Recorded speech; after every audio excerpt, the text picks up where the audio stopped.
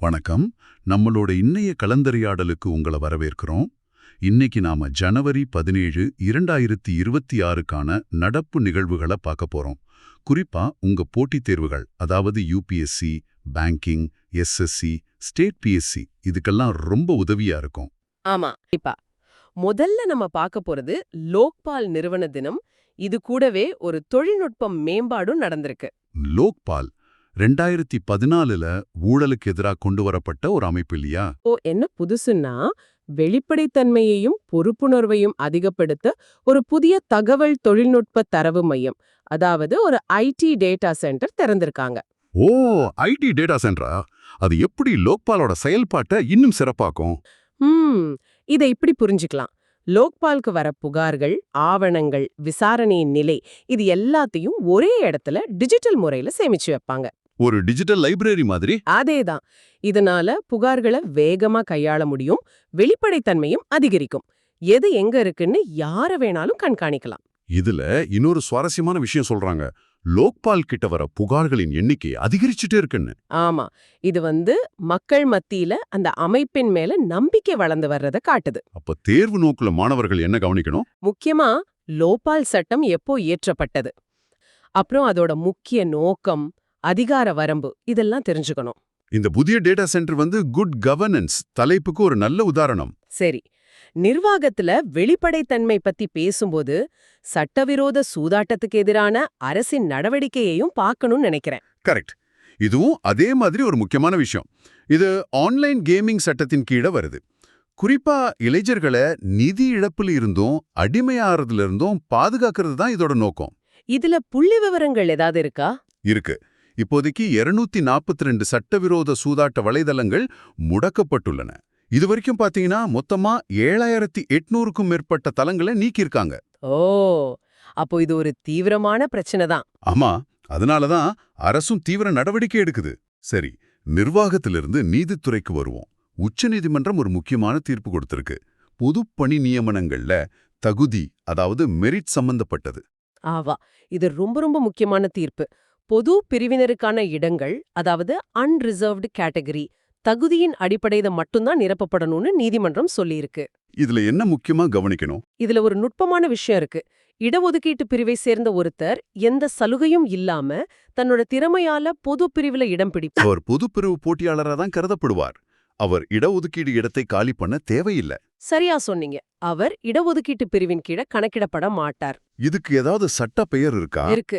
இதத்தான் தகுதி தூண்டப்பட்ட நகர்வு அல்லது மெரிட் இன்டியூஸ்டு ஷிஃப்ட் அப்படின்னு சொல்லுவாங்க. தேர்வு நோக்குல இந்த வார்த்தை ரொம்ப முக்கியம். Okay, merit induced shift. இதுக்கு அரசியலமைப்பு அடிப்படை என்ன? இது அரசியலமைப்பு சட்டம் 14, அதாவது சட்டத்தின் முன் சமத்துவம், மற்றும் சட்டம் 16 பொது வேலைவாய்ப்பில் சம வாய்ப்பு. கரெக்ட். இந்த 2 சரத்துகள் தான் இதுக்கு அடிப்படை.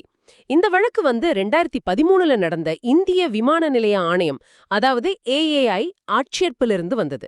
யூபிஎஸ்சி மெயின்ஸ்ல இது சம்பந்தமா கேள்விகள் வரலாம். நியமனங்கள்ல தகுதிக்கு முக்கியத்துவம் கொடுக்கற மாதிரி உள்கட்டமைப்பு திட்டங்களிலும் செயல்திறனுக்கு முக்கியத்துவம் கொடுக்க ஆரம்பிச்சிட்டாங்க போல. மிக சரியான இணைக்கு. கெயில் நிறுவனத்தோட மும்பை நாக்பூர் இயற்கை எரிவாயு குழாய் திட்டம் அதுக்கு ஒரு சூப்பர் உதாரணம். இந்த திட்டம் 694 கிலோமீட்டர் நீளம்னு சொல்றாங்க. இதுல என்ன ஸ்பெஷல்? இதுல ஒரு ஆச்சரியமான விஷயம் இருக்கு. இந்த 694 கிலோமீட்டர்ல 96% குழாய்கள் ஏற்கனவே இருக்கிற சம்ருத்தி மகாமார்க் விரைவு சாலையை ஒட்டி ஒரு சின்ன 3 மீட்டர் பாதையில அமைச்சிருக்காங்க. அப்படியா? அது எப்படி சாத்தியம்? இதுதான் பிரதமரோட கதிசக்தி திட்டமா? 100%. இதுதான் பிஎம் கதிசக்தி மாடலோட வெற்றி. பல அமைச்சகங்கள் ஒன்னா சேர்ந்து திட்டமிடுறாங்க. இதனால குழாய் பதிக்கிறதுக்காக புதுசா நிலம் கையகப்படுத்த தேவையில்லை. நேரமும் பணமும் மிச்சமாகுது. மேற்கு தொடர்ச்சி மலை மாதிரி ஒரு சூழலியல் முக்கியத்துவம் வாய்ந்த பகுதியில இது எப்படி சாத்தியமாச்சு? நல்ல கேள்வி. அங்க மலைய கொடையாம ஹாரிசான்டல் டைரக்ஷனல் ட்ரில்லிங் அப்படின்னு ஒரு தொழில்நுட்பத்தை பயன்படுத்தியிருக்காங்க. அது என்ன தொழில்நுட்பம்? பூமிக்கு அடியில சுரங்கம் மாதிரி துளையிட்டு அத வழியா குழாய்களை செலுத்துறது. இதனால மலைகளுக்கோ காடுகளுக்கோ எந்த பாதிப்பும் இல்ல. இது ஒரு பெரிய பொறியியல் சாதனை. பரவாயில்லையே. அடுத்து கலாச்சாரம் மற்றும் இலக்கியம். இந்தியாவின் முதல் நமோ புத்தக விழா நடந்திருக்கு. ஆமா, இது முதல் பதிப்பு.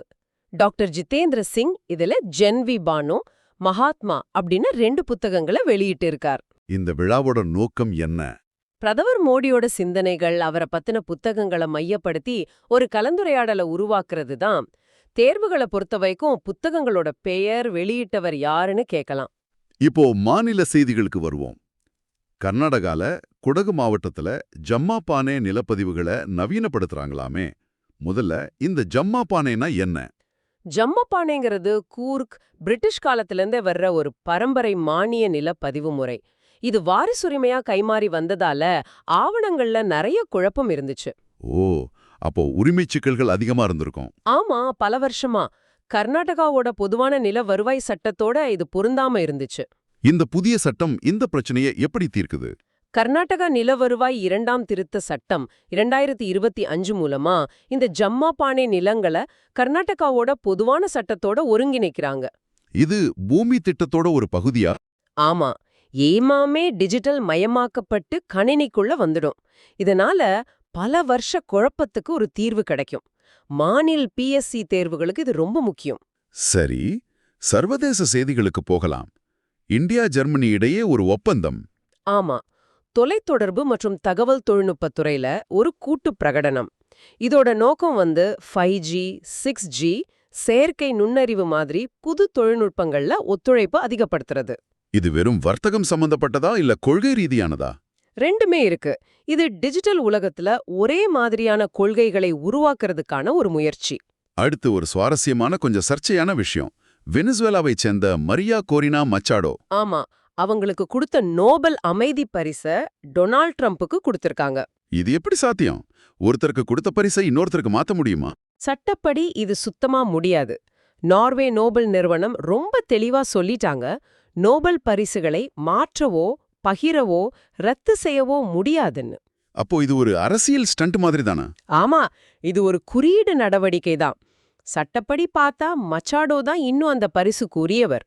தேர்வுல இது மாதிரி விஷயங்கள்ல சட்ட நிலை என்னன்னு தான் கேட்பாங்க. ஒரு நிமிஷம். புவியியல் பகுதியில ஒரு நம்ப முடியாத விஷயம் இருக்கு. உலகின் மிக பழமையான பாயும் நதி ஃபிங்க நதி ஆஸ்திரேலியால இருக்கு. ஆமா, இதுதான் புவியியலோட ஆச்சரியம். இந்த நதி சுமார் 300 - 400 மில்லியன் வருஷம் பழமையானதுன்னு சொல்றாங்க. 400 மில்லியன் ஆண்டுகளா? அப்போ டைனோசர்கள் வரதுக்கு முன்னாடி இந்த நதி ஓடிட்டு இருக்கா? ஆமாம், மலைகள் உருவாகிறதுக்கு முன்னாடியே அந்த நதி அங்க ஓடிட்டு இருந்திருக்கு. அது எப்படி சாத்தியம்? இதுதான் புவியியல்ல முண்டிய நதி அல்லது ஆன்டிசீடென்ட் ரிவர் அப்படின்னு சொல்வாங்க. நிலப்பரப்பு மெதுவா மேல எழும்பும்போது நதி அதை அறுத்துக்கிட்டே தன்னோட பாதையை விடாம ஓடும். ஓ, மலைகள் வளர வளர நதி அதை வெட்டிக்கிட்டே போயிருக்கு. கரெக்ட். இது ஒரு அரிதான புவியியல் நிகழ்வு. தேர்வுல ஆன்டிசீடென்ட் ரிவர்ங்கிற கருத்தையும் ஃபிங்க நதி ஆஸ்திரேலியால இருக்குங்கிறதையும் ஞாபகம் வச்சுக்கணும். இப்போ வங்கி மற்றும் பொருளாதாரத்துறைக்கு வருவோம். இங்கேயும் வெளிப்படைத்தன்மைக்கு முக்கியத்துவம் கொடுக்கற மாதிரி சில மாற்றங்கள். முதல்ல RBIயோட அறிவிப்பு. ஆமா, RBI மத்திய புகார்கள் செயலாக்க மையம், அதாவது சென்ட்ரல் கம்ப்ளைண்ட்ஸ் ப்ராசஸிங் சென்டர், சுருக்கமா CRPCன்னு ஒரு அமைப்பை கொண்டு வராங்க. இதனால வாடிக்கையாளர்களுக்கு என்ன நன்மை? இனிமே வங்கிகள் மேல இருக்கிற எல்லா புகார்களையும் ஒரே இடத்துல இந்த CRPC கிட்ட கொடுக்கலாம். இது ஒருங்கிணைந்த குறைதீர்ப்பாளர் திட்டத்தின் கீழே செயற்படும். புகார் தொகைக்கு ஏதாவது வரம்பு இருக்கா?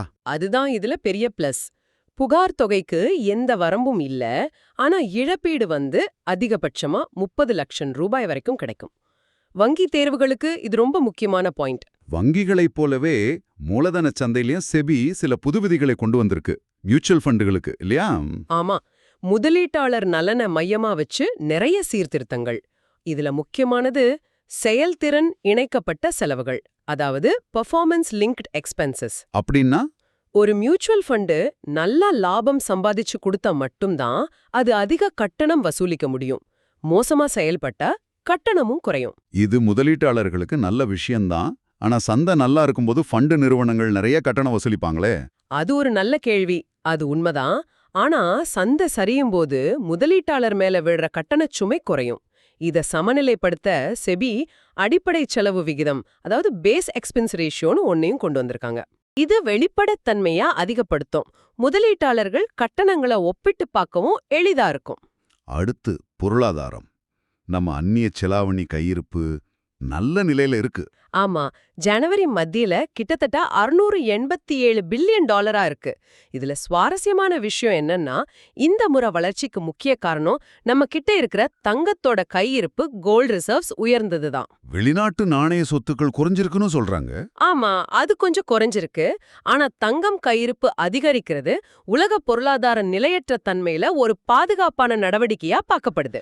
சரி, செய்திகள்ல இடம்பெற்ற முக்கிய நபர்கள் பத்தி பார்க்கலாம். மத்திய ஊழல் கண்காணிப்பு ஆணையத்தின் புதிய ஆணையர். ஆமா, ஸ்ரீ பிரவீன் வசிஷ்டா. இவர் 1999ஆம் ஆண்டு ஐபிஎஸ் அதிகாரி. இப்போ புதிய கண்காணிப்பு ஆணையரா நியமிக்கப்பட்டிருக்கார். வேற ஏதாவது முக்கியமான விருதுகள் அறிவிக்கப்பட்டிருக்கா? இருக்கு. புள்ளியியலுக்கான சுகத்மே தேசிய விருது. இது மோஎஸ்பி அமைச்சகத்தால் வழங்கப்படுது. புள்ளியியல் துறையில வாழ்நாள் பங்களிப்பு செஞ்சவங்களுக்கு 2 வருஷத்துக்கு ஒரு முறை கொடுப்பாங்க. இப்போ விளையாட்டு மற்றும் அறிவியல்ல சில நல்ல செய்திகள். ஆமா, முதல்ல விளையாட்டு. டெல்லியைச் சேர்ந்த ஆரியன் வர்ஷ்னே இந்தியாவோட 92வது செஸ் கிராண்ட் மாஸ்டர் ஆகியிருக்கார். இது ஒரு பெரிய சாதனை. நிச்சயமா. அடுத்து அறிவியல்ல நியூசிலாந்துல ஒரு ஆழ்கடல் அதிசயம். என்ன அது? ஒரு மாபெரும் கருப்பு பவளம், அதாவது ஜயண்ட் பிளாக் காரல். அதோட உயரம் 13 அடிக்கு மேல. நினைச்சு பாருங்க. 13 அடியா? அப்போ அது ரொம்ப பழமையானதா இருக்குமே. ஆமா, 300லேருந்து 400 வருஷம் பழமையானது. இவ்ளோ காலம் ஒரு பவழம் உயிர் வாழ்ந்திருக்குன்னா அந்த பகுதியோட கடல் சூழல் பல நூற்றாண்டுகளா நிலையா இருந்திருக்குன்னு அர்த்தம். இறுதியா தொழில்நுட்பம். கூகுள் மொழிபெயர்ப்புல ஒரு புது விஷயத்தை கொண்டு வந்திருக்காங்க. ஆமா, டிரான்ஸ்லேட் ஜெம்மான்னு ஒரு புதிய திறந்த மொழிபெயர்ப்பு ஏஐ மாடல். இது திறந்த, அதாவது ஓப்பன் சோர்ஸ் மாடல்ங்கிறது தான் இதுல ஸ்பெஷல். இதனால என்ன பயன்? டெவலப்பர்ஸ் இதை இலவசமா பயன்படுத்தலாம், மாத்தி அமைக்கலாம். இது 55 மொழிகளை ஆதரிக்குது. முக்கியமா இது அளவுல சின்னதா இருந்தாலும் பெரிய மாடல்களை விட சிறப்பா செயல்படுது. நம்ம மொபைல் போன்லயே சக்தி வாய்ந்த மொழிபெயர்ப்பு சாத்தியமாகும். அப்படியானால் இன்றைய கலந்துரையாடல்ல நிர்வாகம், நீதித்துறை, பொருளாதாரம், தொழில்நுட்பம்னு பல முக்கியமான தலைப்புகளை தேர்வு நோக்கில பார்த்தோம். ஆமா, ஒவ்வொரு தலைப்புலயும் உள்ள முக்கிய கருத்துகள், சட்டப்பிரிவுகள், முக்கிய வார்த்தைகள் இதெல்லாம் உங்க தயாரிப்புக்கு ரொம்ப உதவியா இருக்கும்னு நம்புறோம்.